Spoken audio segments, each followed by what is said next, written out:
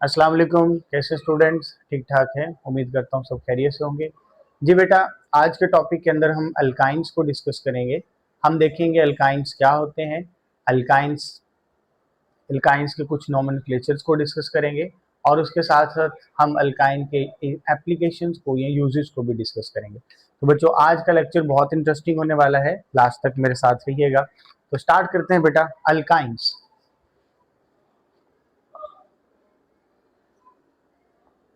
What is mean by alkynes? Basically अगर देखा जाए तो अल्काइंस भी हाइड्रोकार्बन ही हैं।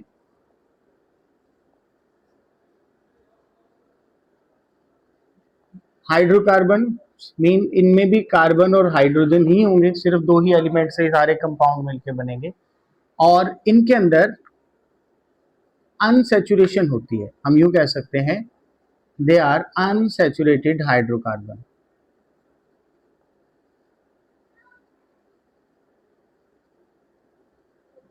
अनसैचुरेटेड हाइड्रोकार्बन्स इनको क्यों कहा जाता है? क्योंकि इनमें जो कार्बन टू कार्बन है, at least one triple bond present होना चाहिए। कम से कम एक ट्रिपल बॉन्ड इनमें प्रेजेंट होना चाहिए। तो हम कहते हैं ये अनसैचुरेटेड हाइड्रोकार्बन है। ये वो वाले हाइड्रोकार्बन है जिनके अंदर कम से कम एक ट्रिपल बॉन्ड होना चाहिए। अगर अनसैचुरेशन की बात करें तो हम दो अनसैचुरेटेड कंपाउंड पढ़ चुके हैं। एक पहले पढ़ा था अल्कीन्स, उनमें carbon to carbon double bond था। ये हम डिस्कस कर रहे हैं अल्काइंस, इनमें कार्बन टू कार्बन एटलीस्ट एक ट्रिपल बॉन्ड होना चाहिए। क्लियर है बेटा? तो ये इसका एक जनरल फॉर्मूला, एक जनरल सा इसका स्ट्रक्चर है। इसके साथ साथ हम देखेंगे इनका जनरल फॉर्मूला। अगर हम जनरल फॉर्मूला की बात करें तो हम कहते हैं अगर आपने फाइंड करने हैं इनमें कार्बन और हाइड्रोजन, तो हम यूं कह सकते हैं CnH2n-2। ये जो n है ये नंबर ऑफ कार्बन एटम बताएगा और H ये n, इसको हम मल्टीप्लाई करेंगे तो ये हमारे पास हाइड्रोजन आ जाएंगे। फॉर एग्जाम्पल, अगर मैं कहता हूं मेरे पास एक कंपाउंड है उसके अंदर दो कार्बन है तो हम लिखेंगे C2n-2। इसके अंदर फॉर्मूला पुट करेंगे 2 - 2, 2 2 4 -2, तो 2 आ जाएगा। तो हम कहेंगे इसके अंदर हाइड्रोजन कितने हैं? 2। लेट्स सपोज अगर मैं कहता हूं मैं 3 कार्बन वाला कंपाउंड निकालना चाहता हूं अल्काइन का, जिनमें ट्रिपल बॉन्ड होगा, 3 कार्बन है, एक ट्रिपल बॉन्ड होगा, तो हम कहते हैं अगर इसमें हाइड्रोजन निकालें तो n की जगह 3 लगा देंगे। 3 3 2 6, 6 - 2 = 4। इसके अंदर 4 हाइड्रोजन होंगे। अगर मैं 4 वाला निकालना चाहता हूं तो यहाँ पर मैं 4 पुट करूंगा, यहाँ पर भी 4, 4 2 8, 8 - 2 6। अगर मैं 5 वाला फाइंड करना चाहता हूँ तो 5 वाले में आपने यहाँ पर 5 पुट कर देना है। तो 5 2 10, 10 - 2 8। तो इस तरह से आप क्या करेंगे, अगर हम बात करें तो आप हाइड्रोजन को फाइंड आउट कर सकते हैं। अगर आप कार्बन के पास आपके कार्बन का नंबर याद है तो आप उसकी बेस पर हाइड्रोजन को कैलकुलेट कर सकते हैं। बेटा ये सिंपल सा इसको इंट्रोडक्शन था। अल्काइंस अनसैचुरेटेड हाइड्रोकार्बन हैं। ये इसमें कार्बन टू कार्बन कम से कम एटलीस्ट एक ट्रिपल बॉन्ड प्रेजेंट होना चाहिए। इसमें हमने एग्जांपल डिस्कस की कि इनमें कार्बन और हाइड्रोजन कैसे फाइंड करते हैं, जनरल फार्मूला पढ़ा CnH2n-2। नेक्स्ट बेटा हम देखते हैं कुछ नेम्स, देखते हैं कि अल्काइंस के नेम किस तरह से रखा जाते हैं। तो हम इसको सिंपल कह सकते हैं, नोमेनक्लेचर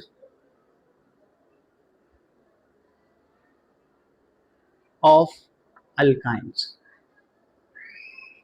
तो बेटा हमने काउंटिंग याद की हुई है। Meth mean 1, eth mean 2, prop mean 3, but mean 4, pent mean 6, hex mean 7, hept means 7, hex means 6, pent means 5, oct mean 8, non mean 9, dec mean 10। तो आपने बस ये वाले ही रखने हैं। जितने कार्बन होंगे ये 2 से स्टार्ट होंगे तो H से होगा। अगर 2 कार्बन है और उसमें ट्रिपल बॉन्ड है यूं करके, तो हम कहेंगे इसका नाम होगा इथाइन। सबके लास्ट पर YNE लगाते जाएंगे। क्या लगाते जाएंगे बेटा? YNE। अगर 3 कार्बन वाला है और उसमें ट्रिपल बॉन्ड है तो इसका नाम होगा प्रोपाइन। 4 कार्बन वाला है तो नाम होगा ब्यूटाइन।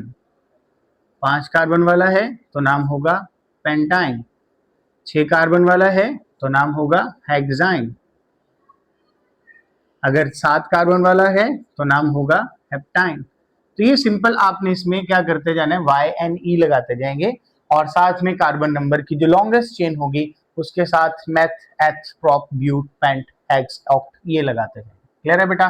तो ये कुछ हम टॉपिक डिस्कस करते हैं। सबसे पहले मैं नाम लिखता हूँ carbon to carbon double bond. हम जब इसके बॉन्ड्स कंप्लीट कर रहे होंगे तो एक आपने चीज याद करनी है कि कार्बन मैक्सिमम जो है वो 4 बॉन्ड बना सकता है एक कार्बन। ये देखें इस कार्बन का क्या है, ट्रिपल बॉन्ड, एक इसका कम है तो एक इसके साथ क्या आ जाएगा, हाइड्रोजन। जितने कम बॉन्ड होंगे उतने हाइड्रोजन। तो इस कार्बन का भी एक ट्रिपल बॉन्ड है, एक कम है तो एक हाइड्रोजन। हम ये 2 कार्बन वाला है तो 2 कार्बन वाले को क्या कहते हैं, एथ, और क्योंकि ट्रिपल बॉन्ड है तो इथाइन। ठीक, अगर हम 3 कार्बन वाला ड्रॉ करते हैं उसके अंदर एक ट्रिपल बॉन्ड डाल देते हैं। इस कार्बन के पास ऑलरेडी कितने बॉन्ड है, 4, 1 2 3 4, तो इसके साथ कोई हाइड्रोजन नहीं आएगा। इस कार्बन की बात करें तो इसने एक बॉन्ड बनाया हुआ है, 3 कम है तो इसके साथ 3 क्या आ जाएंगे, हाइड्रोजन। अब इस कार्बन की बात करें तो इसने 3 बॉन्ड बनाए हैं, 1 2 3, एक कम है तो एक हाइड्रोजन लगा देंगे। क्लियर बेटा?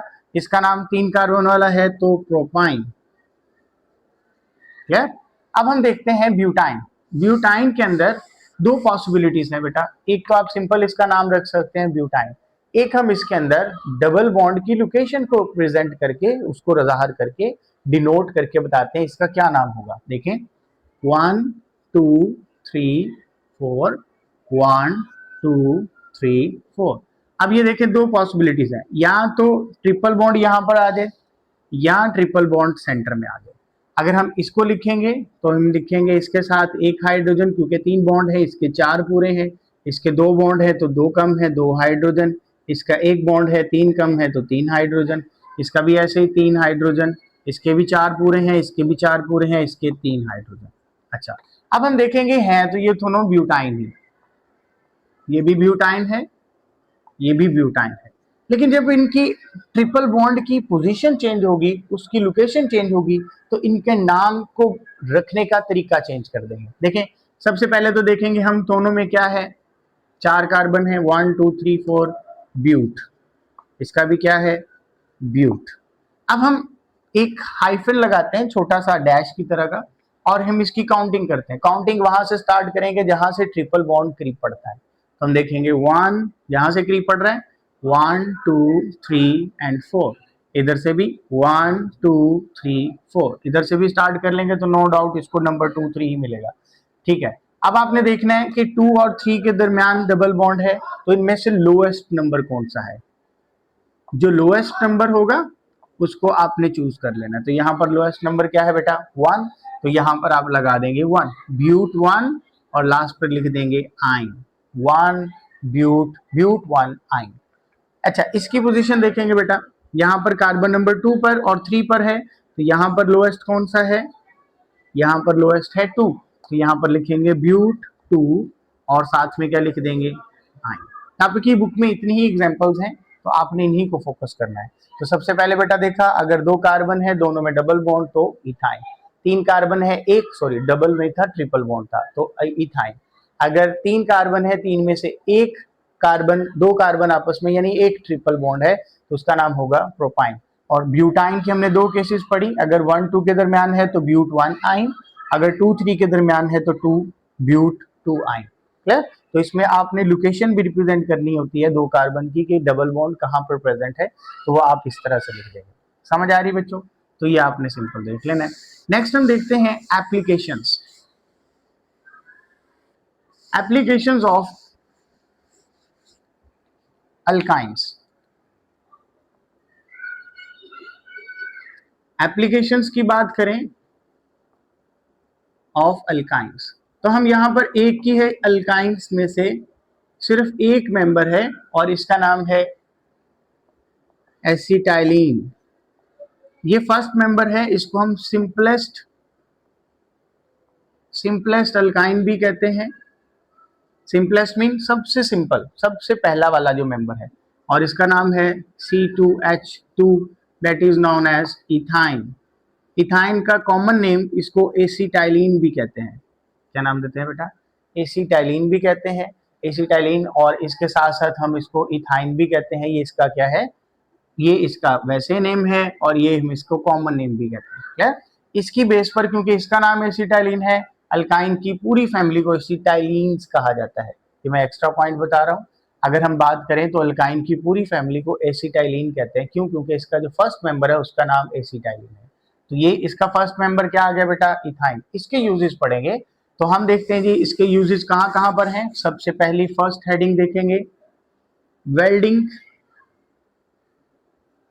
And cutting of metals. इसको मेटल्स की वेल्ड और कटिंग के लिए इस्तेमाल किया जाता है। अच्छा, इससे पहले आपको मैं सिंपल सी एक चीज बता दूं, आपने अक्सर ना दो तरह की वेल्डिंग्स देखी होंगी। एक वेल्डिंग होती है जिसमें वो रॉड लेते हैं, जो तो रॉड के साथ वो मेटल को जो है वो वेल्ड कर रहे होते हैं, जोड़ रहे होते हैं, या कटर के जरिए काट रहे होते हैं। एक सिंपल प्रोसेस होता है जिसमें हम गैस के जरिए मेटल्स को काटते हैं। क्लियर? उसके अंदर जो गैस होती है उसको गैस वेल्डिंग भी आमतौर पर नाम दिया जाता है। कि मोस्टली शिप्स के अंदर जो है वो नीचे जो उनके पैंदे वगैरह होते हैं पानी के अंदर जाके वेल्ड करने के लिए या उनको काटने के लिए इस्तेमाल की जाती है। तो उसमें एक गैस यूज की जाती है और उसी गैस का नाम है एसिटाइलिन। तो इसको हम कहां पर यूज करते हैं बेटा? गैस वेल्डिंग के अंदर। इसका मतलब बर्निंग होगी इसकी, जब भी किसी चीज की बर्निंग की जाती है तो उसमें ऑक्सीजन रिक्वायर्ड होती है। जिस तरह लिविंग ऑर्गेनिजम्स को जिंदा रहने के लिए ऑक्सीजन चाहिए, इसी तरह से किसी भी चीज को जलाने के लिए क्या चाहिए? ऑक्सीजन। इसकी बर्निंग किस तरह होती है? जिस तरह आप चूल्हा ऑन करते हैं तो गैस चलती है, सेम इसी तरह से भी हम क्या करेंगे, इसको एक छोटा सा फ्लेम देंगे, ये गैस ऑन हो जाएगी और उसके बाद इससे फ्लेम्स निकलेगा। अच्छा, एसिटाइलिन कैसे जलती है? हम कहते हैं ओपन एयर के अंदर, C2H2। अगर मैं इसको वैसे लिखूं तो carbon to carbon triple bond, hydrogen hydrogen.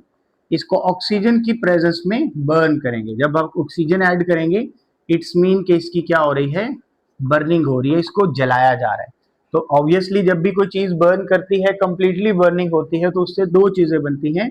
एक बनती है कार्बन डाइऑक्साइड गैस, एक बनता है वाटर, साथ में प्रोड्यूस होती है हीट। इससे भी हीट बनती है। ये भी वैसे ही प्रोसेस शो करेगा। इसको बैलेंस करने के लिए हम यहाँ पर 2 लगा देते हैं, यहाँ पर 5। ये देखिए यहाँ पर कार्बन कितने हो गए? 1 2 2, और ये 2 स्टार्ट पर सबके साथ है, 2 2 जा 4, तो 4 कार्बन इसके साथ आ जाएंगे। अब यहाँ पर देखिए ऑक्सीजन कितने हैं? 5 2 जा 10, तो 10 ऑक्सीजन है। यहाँ पर देखिए तो 4 2 जा 8, 8 ऑक्सीजन यहाँ पर है। तो दोनों साइड्स को बैलेंस करेंगे बेटा। 4 कार्बन यहाँ पर थे, 4 कार्बन ही यहाँ पर है, ये तो बैलेंस हो गया। अब यहाँ पर देखें तो ऑक्सीजन कितना है? 1, इधर 8, 1 और 8 9। अगर मैं इसके स्टार्ट पर 2 लगा दूं तो 2 ये वाले 8 ये वाले, टोटल कितने हो गए? 10।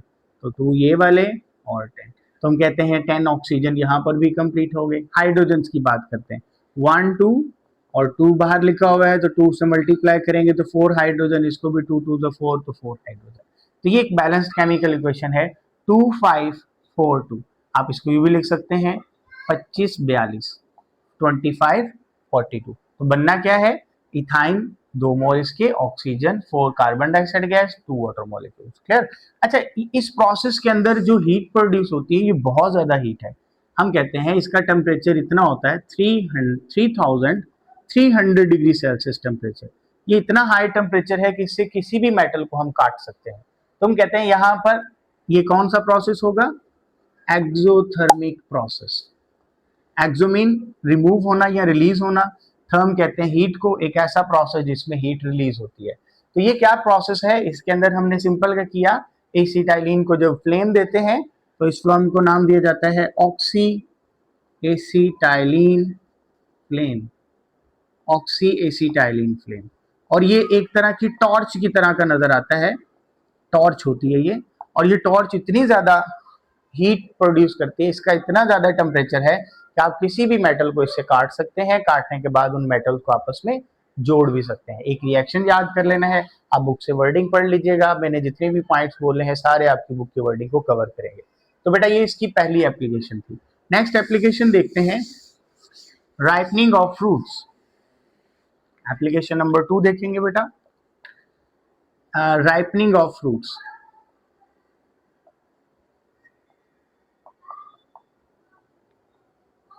आपने अक्सर देखा होगा मोस्टली जो आम है वो दरख्तों से कच्चे उतार लिए जाते हैं, ग्रीन कलर के होते हैं, तब भी उनको उतार लिया जाता है। उसके बाद जब उनको पेटियों में बंद करते हैं तो उसके अंदर छोटा सा एक पैकेट रखा जाता है जिसको हम आमतौर पर मसाला भी कहते हैं, जो फल पकाने वाला होता है। वो क्या होता है वो हम यहाँ पर डिस्कस करते हैं।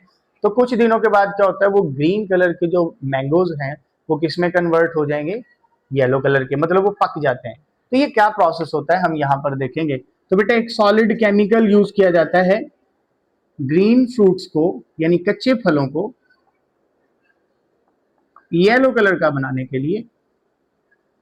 इस केमिकल को हम कहते हैं, इस सॉलिड केमिकल को नाम देते हैं कैल्शियम कार्बाइड।